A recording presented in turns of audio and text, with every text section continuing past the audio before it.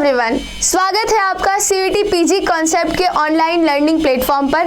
आज हम देखेंगे कि हमें एग्जामिनेशन सेंटर पर क्या क्या लेकर जाना है जिसके बिना एंट्री पॉसिबल नहीं है। तो जो भी चीज़ें मैं बताने वाली हूँ उनको गांठ बांधकर लिख लो या फिर रख लो अभी से ही बैग में, क्योंकि उसके बाद जब सेंटर पे जाओगे और ये सब चीज़ें तुम्हारे पास नहीं रहेंगी तो आपको जो साल भर की तैयारी किए हो एग्ज़ाम का वो नहीं दे पाओगे एग्ज़ाम, और उसके बाद फिर फेस करना पड़ेगा प्रॉब्लम, क्योंकि वो सारी चीज़ें बहुत ज़रूरी हैं। ठीक है, तो एग्जामिनेशन सेंटर पर वो सारी चीज़ें लेकर जाना है। तो चलिए देख लेते हैं कौन कौन सी ऐसी चीज़ें हैं जो एग्जामिनेशन सेंटर पर लेकर जाना बहुत ज़्यादा ज़रूरी है, जो एनटीए की वेबसाइट पे एज अ गाइडलाइन आपको इंस्ट्रक्ट किया गया है। ठीक है, तो चलिए देखते हैं। देखने से पहले एक चीज़ हम बता दें कि हमारा जो ऐप है, ऐप पर अभी मॉक टेस्ट अवेलेबल्स हैं, तो आप अपने डोमेन के अकॉर्डिंग या सब्जेक्ट के अकॉर्डिंग, जो भी आपका सब्जेक्ट है या डोमेन है उसके अकॉर्डिंग आप मॉक टेस्ट खरीद सकते हैं। ठीक है, तो डाउनलोड कर लीजिए सीयूईटी कॉन्सेप्ट का हमारा सीयूईटी कॉन्सेप्ट का ऐप। एक मिनट, सीयूईटी कॉन्सेप्ट करके ऐप का नाम है, उसको डाउनलोड कर लीजिए प्ले स्टोर से। उसके बाद ये सब कुछ है, जैसे कि देखिए बीएड के लिए हो गया, एलएलबी के लिए, जो एलएलबी के लिए बच्चे तैयारी कर रहे हैं, या फिर एमबीए जो जनरल पेपर है उसका मॉक टेस्ट है। इसके अलावा एमएससी जियोलॉजी के लिए, एमए पॉलिटिकल साइंस के लिए है।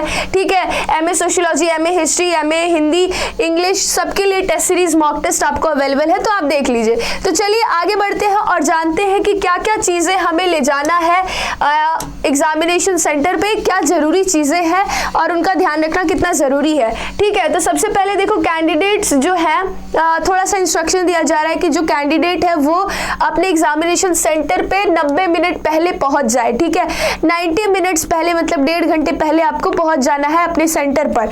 इसके अलावा सेकंड क्या बताया जा रहा है कि कैंडिडेट जब एग्जामिनेशन हॉल में जाएंगे तो उनका जो एग्जामिनेशन हॉल में अपना जो रिपोर्टिंग टाइम है उस टाइम तक पहुंच जाए। अगर उसके लेट पहुंचे, अगर उनको लेट हुआ तो उसकी जिम्मेदारी एनटीए नहीं लेगा, आपको अपनी जिम्मेदारी खुद से लेनी है।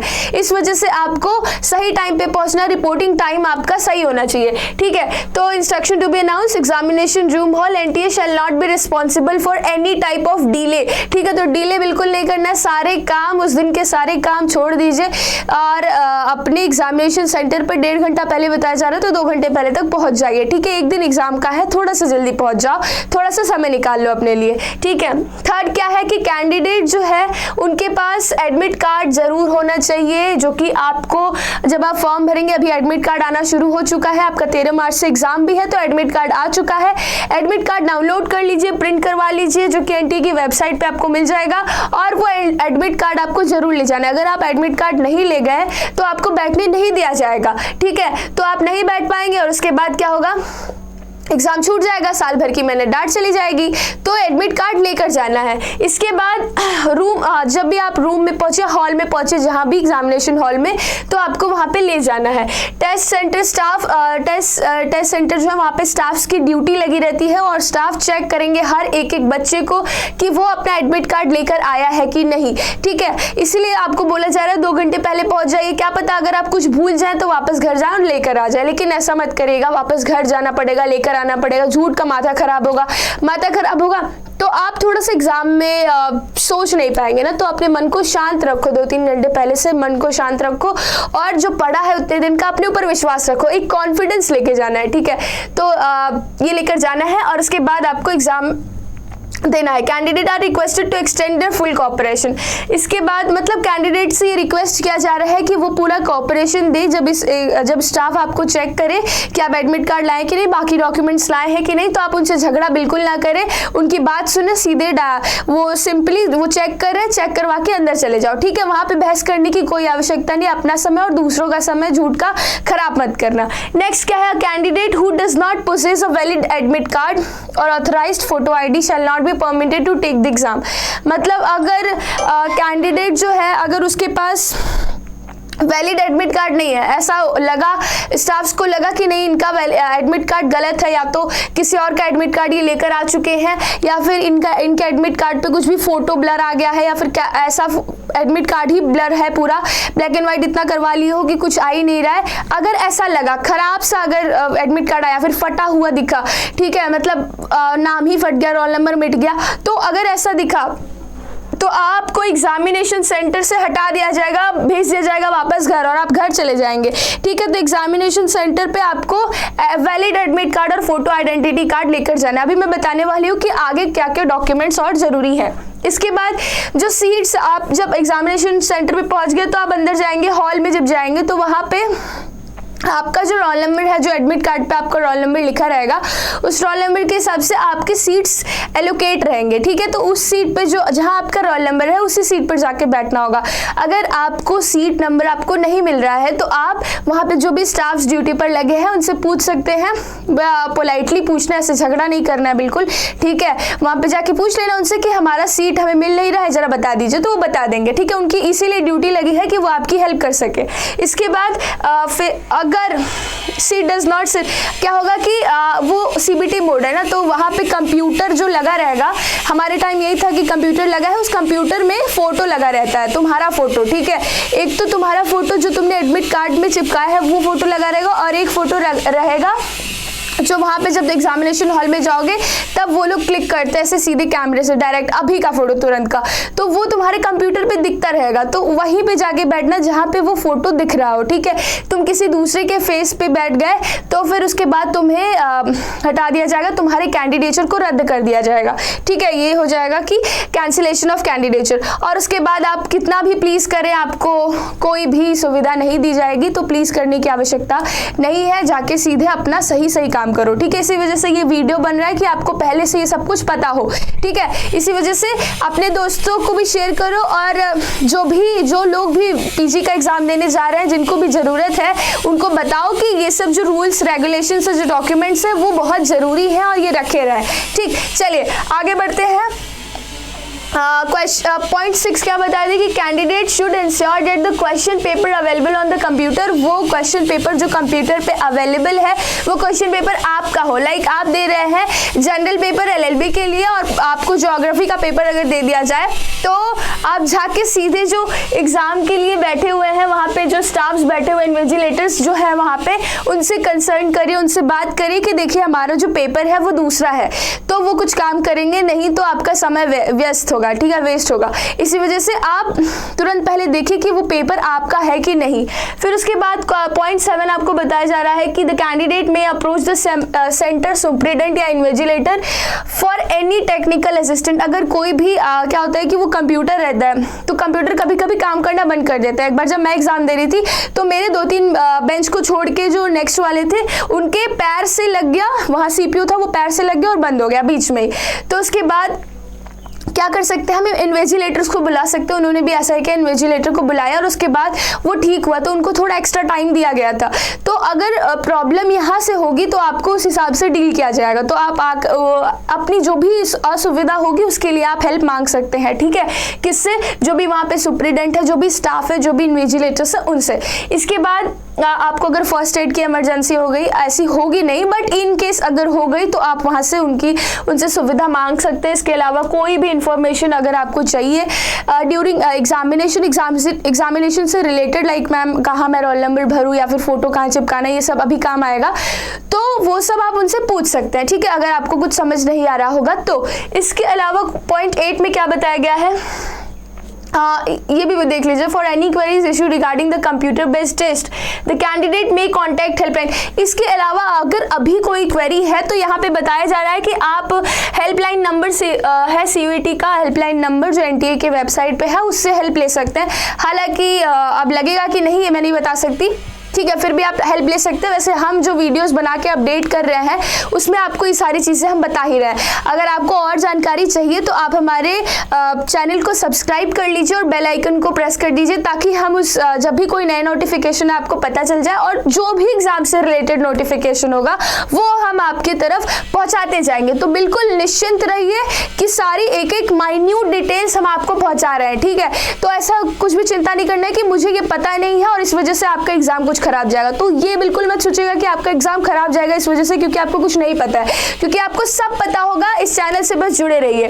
ठीक है, सीयूईटी पीजी के ऑनलाइन प्लेटफॉर्म से। ठीक, फिर पॉइंट 8 क्या है कि in case of candidate by furnishing false information appear in more than one shift date is candidature will be cancelled. Like कि अगर ये हो गया कि तुम अपने दोस्त का भी जा रहे हो एग्जाम देने, तो उसके बाद तुम्हारा जो कैंडिडेचर है वो कैंसिल हो जाएगा। ठीक है, ऐसा नहीं हो कि एक ही आदमी 2 बार जा रहा है एग्जाम देने। ठीक है, अपना एग्जाम दो सिंपली, सीधे एक सज्जन व्यक्ति की तरह जाओ, अपना एग्जाम दो, सिंपल से एग्जाम दे के वापस चले आओ। कोई भी फॉल्स एटीट्यूड ना दिखाना वहां पे, नहीं तो तुम्हारा एग्जाम कैंडिडेचर कैंसिल हो जाएगा और 1 साल वेस्ट होगा तुम्हारा खुद का।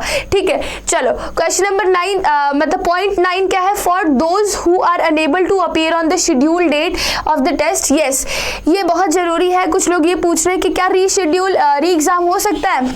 मेरे घर पे शादी पड़ गई है, मैं एग्जाम नहीं दे सकता, या फिर मेरे यहाँ कुछ ऐसा कुछ हो गया है और मैं नहीं आ पाता। तो मैं आपको बता दूं, ये गांठ बांध के रख लीजिए कि आपके घर पे कुछ भी हो, एनटीए से कोई मतलब नहीं है। ठीक है, एग्जाम सिर्फ एक बार होगा, सिर्फ एक बार। आप एग्जाम दे पा रहे हैं, नहीं दे पा रहे हैं, एनटीए कुछ नहीं जानता। वो एग्जाम एक बार लेगा, आपको जाके एग्जाम देना पड़ेगा। अगर आप एग्जाम एक बार नहीं दे पाए, फिर उसके बाद आपका पूरा 1 साल वेस्ट होगा। तो मेक इट श्योर कि घर से बाहर ही मत निकलो, क्योंकि अगर आपको ये डर लग रहा है कि घर से बाहर निकलने में मुझे कुछ हो ना जाए, घर में बैठे रहो, 1 महीने पहले से ही बंद कर लो। अब बाहर निकलना ही नहीं है, कुछ नहीं होगा तुम्हें। ठीक है, कुछ नहीं होगा, तुम्हारा कोई एक्सीडेंट नहीं होगा, तुम लोग बहुत अच्छे से रहोगे और उसके बाद एग्जाम जाके दोगे। ठीक है, और कहीं कुछ नहीं होगा। बी पॉजिटिव और ईश्वर से प्रार्थना करो कि वो जो एग्जाम वाला दिन है तुम्हारा, वो बस सेफर रहे, क्योंकि अगर थोड़ा भी ऊंच नीच हुआ और तुम एग्जाम नहीं दे पाए, उसके बाद फिर तुम्हें नेक्स्ट चांस इस साल तो नहीं मिलेगा, फिर अगले साल तुम्हें फिर से फॉर्म भरना पड़ेगा और फिर से एग्जाम देना पड़ेगा। ठीक है, तो री एग्जामिनेशन का कोई प्रावधान यहाँ पे नहीं है, रीटेस्ट का। ठीक, इसके अलावा ये 2 पॉइंट्स यहाँ पे दिए गए हैं, थोड़ा इसको देख लीजिए कि candidate appear on their own cost of, ये इसमें ये बताया जा रहा है कि जो भी एडमिट कार्ड पे आपका सेंटर बताया गया है, वैसे लड़कियों को जो सेंटर है वो मिल जाता है आसपास ही। ठीक है, जहाँ उनका घर है उसके आसपास ही सेंटर मिल जाएगा, फर्स्ट प्रेफरेंस मिल जाता है। बट लड़कों के साथ थोड़ा सा नाइंसाफी होती है, वो क्या करते हैं कि कभी ज़्यादा दूर दे देते हैं, अगर अवेलेबल है तो उनको भी पास में मिलेगा। तो जो भी आपका सेंटर है वहाँ पे आपको खुद के पैसे से जाना है, पैसा खुद से उठाना है। एनटीए ने लिखा है कि वो कुछ भी पैसा वैसा नहीं आपको दे रहा है, इसके लिए आपको खुद से जाना है। और एडमिट कार्ड पे जो सेंटर है, अगर चेंज होगा सेंटर, तो आपको एडवांस में बता दिया जाएगा कि आपका सेंटर चेंज हो रहा है। ठीक है, नहीं तो जो सेंटर पे आपको बताया गया है एडमिट कार्ड पे, वहीं पे आपको जाके एग्जाम देना है। ठीक, चलिए इसके बाद क्या है?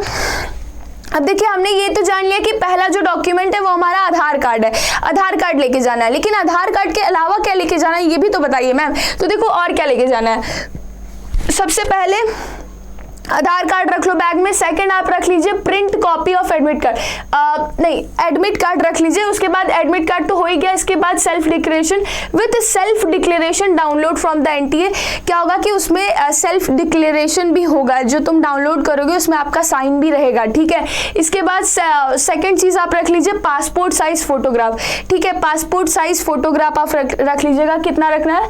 ऑनलाइन एप्लीकेशन पे जो आपने ऑनलाइन एप्लीकेशन पे पेस्ट किया है फोटो, जो प्रिंट होके आएगा उस पे जैसी आपकी फोटो, वही फोटो रखिएगा। ठीक है, कोई दूसरी फोटो नहीं, वही फोटो। अगर नहीं है तो 2 महीने पहले ये वीडियो इसीलिए बन रहा है, 2 महीने पहले नहीं, सॉरी, इतने दिन पहले ये वीडियो इसीलिए बन रहा है ताकि जो भी नहीं आपके पास अगर वो फोटो नहीं है तो उसका कॉपी करवा लो। ठीक है, कॉपी करवा के निकलवा लो। तो वो जो फोटो है वही फोटो लेके जाना है आपको, और एक फोटो ले जाना है। इन केस की और जरूरत पड़ जाए, वैसे पड़ेगा तो नहीं, लेकिन 2 फोटो रख लेना इमरजेंसी के लिए, वापस घर क्यों जाओगे। ठीक है, एक फोटो बताया गया, 2 फोटो रख लेना। इसके बाद क्या है? अटेंडेंस शीट पे यस पेस्ट होगा। जो अटेंडेंस शीट आपको दी जाएगी जब आप एग्जामिनेशन हॉल में बैठेंगे अपने रोल नंबर के हिसाब से, उस टाइम आपकी फोटो मांगी जाएगी और कहीं पे एक अटेंडेंस शीट रहती है उस पर पेस्ट होगा, वहां पे आप अपना साइन भी करेंगे। और साइन जो होगा वो भी वही होगा जैसे आपने जो पीजी वाले एडमिट कार्ड पे आपका जो साइन आएगा जब आप फॉर्म भरते हैं तो साइन करते हैं, वही साइन सेम यहाँ पे भी करना होगा। ठीक है, ये चीजें ध्यान रखो। फोटो चेंज मत करना, साइन चेंज मत करना। इनकेस फ्यूचर में क्या हो जाए कि आपको बोला जाए कि आप चीटर हैं, चीटिंग की है, फॉल्स साइन है, फॉल्स फोटो है, उसके बाद आपको प्रॉब्लम झेलनी होगी। तो वही सब सेम रखो। ठीक है, नेक्स्ट क्या है कि आपको फोटो आईडी तो लेना है। इसके बाद यूनिवर्सिटी कॉलेज आइडेंटिटी कार्ड ले लो। ठीक है, या फिर पैन कार्ड ले लो, ड्राइविंग लाइसेंस ले लो, या तो वोटर आईडी ले लो, पासपोर्ट ले लो या आधार कार्ड। देखो आधार कार्ड सबसे इजी होता है तो आधार कार्ड रख लेना, ठीक है, क्योंकि क्या होता है कि आपका नाम, आपका बर्थ डेट जो है वो लोग मिलाते हैं, तो आधार कार्ड आपके पास रहेगा तो वो लोग ऐसे पूछेंगे, ठीक है। अगर एक स्टाफ यहाँ पे है और मैं हूँ तो वो जैसा मेरा पास्ट एक्सपीरियंस रहा है उस बेसिस पे मैं आपको बता रही हूँ कि स्टाफ है और मैं हूँ, तो वो पहले मेरा आधार कार्ड लेंगे, मेरा एडमिट कार्ड लेंगे और फोटो लेंगे, तीनों ले लेंगे। उसके बाद वो पहले फोटो से मैच करेंगे तुम्हारे एडमिट कार्ड को, देन तुम्हारा आधार कार्ड देखेंगे और देन ही विल आस्क और शी विल आस्क कि तुम्हारा नाम क्या है, देन नाम की स्पेलिंग भी पूछ सकते हैं इफ़ कॉम्प्लिकेटेड हुआ तो। उसके बाद वो डेट ऑफ बर्थ भी तुमसे पूछेंगे ताकि उनको ये श्योर हो जाए कि तुम ही वो आदमी हो, तुम ही वो लड़की या तुम ही वो लड़का हो जो एग्जाम दे रहा है, या फिर वो तीनों चीज़ सेम है, ठीक है। तो या अगर आधार कार्ड नहीं है, हो सकता है कहीं भूल गए हो, कहीं छूट गया हो, नहीं मिल रहा हो, तो आप इनमें से कुछ भी ले जा सकते हैं। ड्राइविंग लाइसेंस ले जा सकते हैं, पैन कार्ड ले जा सकते हैं, ठीक है, कॉलेज के आइडेंटिटी कार्ड, कॉलेज के आइडेंटिटी कार्ड वो लोग ज़्यादा देखते नहीं है, आधार कार्ड ढूंढ लो, कहीं से भी ढूंढ लो, और पैन कार्ड या फिर ये सब लेके जाओ, ठीक है। एक ही चीज ले जाना, या आधार कार्ड या पैन कार्ड, ठीक। फिर क्या है, जो भी ऐसे बच्चे जो PWBD सर्टिफिकेट जो जिनके पास है, जो इस कैटेगरी से बिलोंग कर रहे हैं, तो वो अपने सर्टिफिकेट्स को भी ले जाएं, ठीक है। और जो भी ऑथराइज्ड हो, जो मेडिकल ऑफिसर से ऑथराइज्ड हो, वैसे वो ले जाएं। PWD certificate regarding PWBD certificate regarding physical limitations in an examination to write as per annexure given information bulletin if claiming the relaxation। yes, relaxation के लिए क्लेम अगर किया है तुम्हारे जब तुम फॉर्म भर रहे हो उस टाइम अगर तुमने ये सब मेंशन किया है तो तुम्हें लेके जाना पड़ेगा, तो ये वाला सर्टिफिकेट भी ले जाना, PWBD वाला, ठीक। इसके बाद रफ वर्क की बात है कि मैम बच्चे सवाल पूछते हैं कि मैम मैं रफ वर्क कहाँ करूँगा, रफ भी तो करना होगा, सही बात है, रफ तो करना रहता है। तो देखो रफ जो है, रफ पेज वो आपको एग्जामिनेशन सेंटर में मिलेगा, अवेलेबल करवाया जाएगा। रफ वर्क में साइड में आपका नाम, रोल नंबर वगैरह लिखवाया जाएगा, डेट लिखवाया जाएगा, और जो कोर्स के लिए आप एग्जाम दे रहे हैं वो लिखवाया जाएगा, वो लिख लेंगे। उसके बाद वहाँ पे साइन कर दिया जाएगा, ठीक है, या तो इन्विजिलेटर करता है, आप करते हैं, आई डोंट रिमेंबर, वही कोई तो साइन करता है। उसके बाद क्या होता है, उसमें पूरा आप रफ वर्क करिए, पेन भी आपको मिल जाएगा, हालांकि आप पेन भी ले जा सकते हैं। एक सिंपल सा यहाँ लिखा है कि आप एक simple transparent ball point pen ले जा सकते हैं, लेकिन उस पेन को वापस कर दिया जाएगा क्योंकि वो लोग पेन खुद ही देते हैं, ठीक है, खुद ही वो लोग पेन अवेलेबल कराते हैं। तो उस पेन से आप उस पर साइन कर देंगे, रफ मतलब जो भी रफ करेंगे वो आपको दिया जाएगा। उसके बाद जब आप वापस एग्जाम देके जब घर जाने लगेंगे तो आपसे रफ और पेन दोनों ले लिया जाएगा, ठीक है, वो आप लेकर घर नहीं जाते हैं, उसको आपको वहीं जमा करना पड़ता है। तो यही है कि writing work done is to be done only the rough sheet, जो कि प्रोवाइड किया जाएगा एग्जामिनेशन रूम हॉल में और टेस्ट सेंटर पे, और उसके बाद कैंडिडेट को उसको हैंड ओवर करना पड़ेगा वापस, ठीक है। तो ये पूरा आपको इन्फॉर्मेशन मैंने दिया कि कैसे क्या क्या डॉक्यूमेंट्स आपको लेकर जाना है, और आप बिल्कुल मेक श्योर रहिए कि इसके अलावा आपको कुछ नहीं लेके जाना है, ठीक है। चिंता मत करिए, ये सारी चीज़ें लेके जाइए और अपना ध्यान रखिए, स्वस्थ रहिए, खुश रहिए। All the best for your exam, और आपकी अच्छाइयों के लिए भगवान से प्रे है अच्छा एग्जाम जाए आपका, आप लोग अच्छे से रहें, ठीक है। धन्यवाद, थैंक यू वेरी मच।